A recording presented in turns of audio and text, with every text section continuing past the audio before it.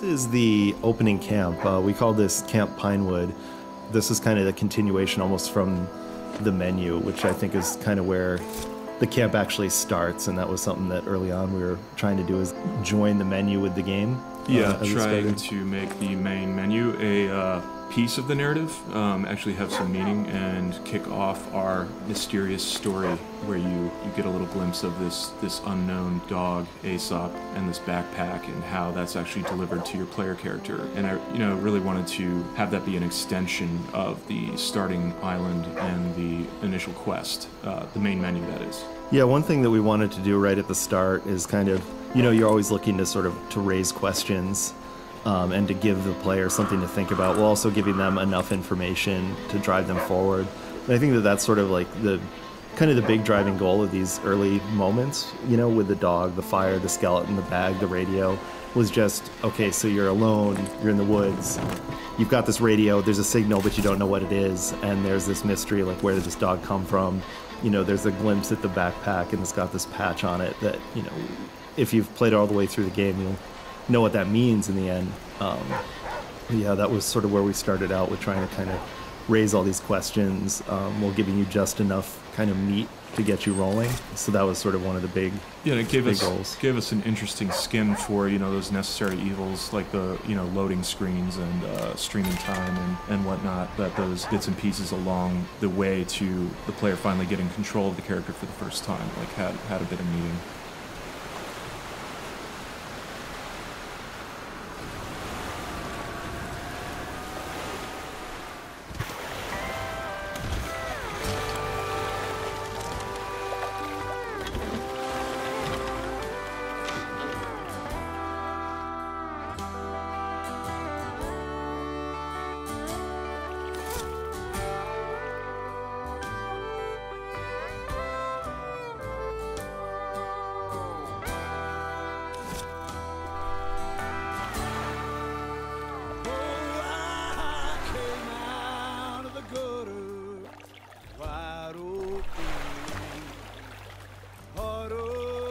Shudder, part of me sway and walk to the end. Give you my hand, my blood, my sweat and my tears. Cover me gently, I'll never leave. Silent and empty, for I cannot see no crack of light.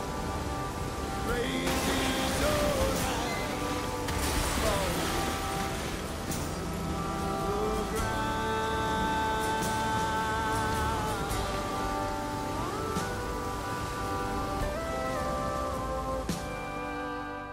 Call on your family like you must do, didn't they? I am the truth. Return to render, deliver in news, calling your last earthly word. Cover me gently, for I'll never leave. Silent and empty, for I cannot see no cracks of light to raise these old eyes, falling to the ground.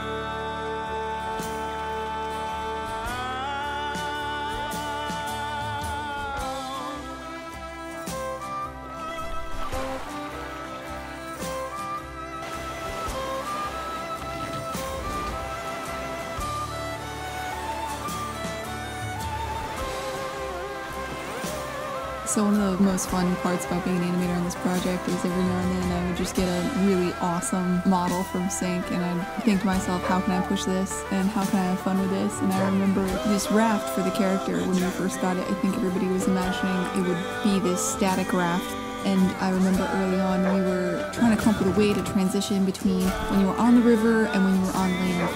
And we needed needed some kind of visual to cover that up, and so I kind of made this docking animation, and I was like trying to figure out, is there going to be a rope on every dock that you tie to the raft? And then I just rigged up the raft so that the tire could come off and you could throw the tire over the dock. And as I did it, I thought to myself, oh no, Sankey's gonna kill me. I totally messed up his model to do this, and probably stretching it. And he was like, he liked it. And that was kind of the beginning of the raft becoming a bigger and bigger thing. You know, he certainly didn't think in modeling or in the concept phase of creating that raft that it would be so modular or dynamic, and it was really cool to see Gwen work her magic through rigging and animation to make that thing come to life. You know, the way it would rock, the way the planks would come off, the way the tire was used. It's amazing for how few back faces were put into that model. Yeah. You keep in mind, I took the initial rafts and I made it have damage states, and I made it so that things could fly off and stuff. And then after the fact, we decided that we needed to be able to upgrade the raft. We needed to be able to bolt all these other things onto the raft. And you had this temporary shelter that was always there, and that had to... Oh, that was such a challenge too, of trying to fit all that stuff Oh, into man. like what amounts to a few pixels on screen. Yeah, Sync crushed it with that stuff. Animating the raft is probably the most fun I've had across this game, because between like the marina animations, the hit reacts, and the stuff flying off the raft, Definitely above and beyond what I thought we were going to end up with. I think it turned out pretty well. And it was a really fun collaboration with me and Sync. I really enjoyed doing that.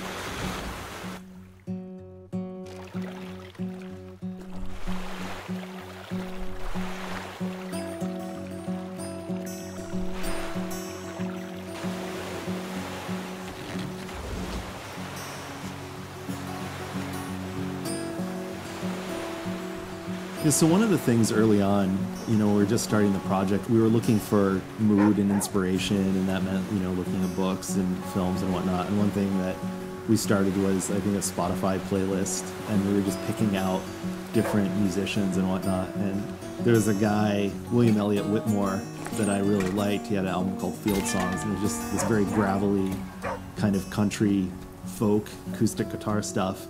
And I started playing this for Sync and the folks in the studio, and you know, we started building up this playlist, and Sync at one point kind of interrupted and was like, you know, I know a guy who does this kind of stuff, and that I think sparked us working with Chuck. I think hearing that playlist initially, I think it was immediately apparent that was the direction we wanted to go, at least for me. I don't remember how far along we were and what reference point we were at when we decided to go for the Southern Wilds thematically. I think it was tonally. pretty early. I think we sort of zeroed in on that pretty quickly. Like, it was sort of Survive, River, and then we kind of zeroed in on the South. Yeah. I think going into this, we knew audio was going to play a huge role, especially having come from Irrational and knowing how much that can do for you. Yeah, I mean, I do remember some of our early conversations with Chuck about it, and you know, I feel like super fortunate that we were able to work with him. And I know Sync, you had quite a lot of history. Yeah, so Chuck Reagan is a longtime friend of mine, met in college, played in bands together, toured together. And the evolution of his career led him to be producing music that, you know, fit the bill, like to a T, what we were looking for. And it was just a natural, obvious collaboration to kick off, and it worked out better.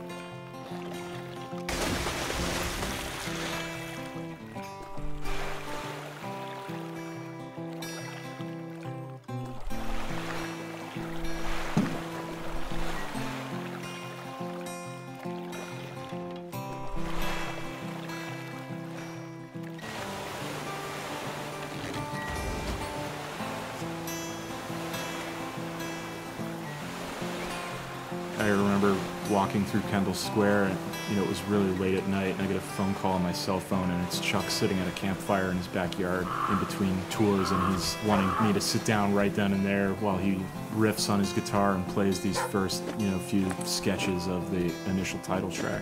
Yeah. I love the story that he told us about his actual process of writing the Flame the Flood, the album, where I think he spent about a week out on the river, and he took his pickup truck, his guitar, fishing equipment, and his boat, and I think he just basically fished by day, camped, and wrote songs by night. Full immersion. Yeah, he sort of lived the Flame the Flood life where he wrote the album.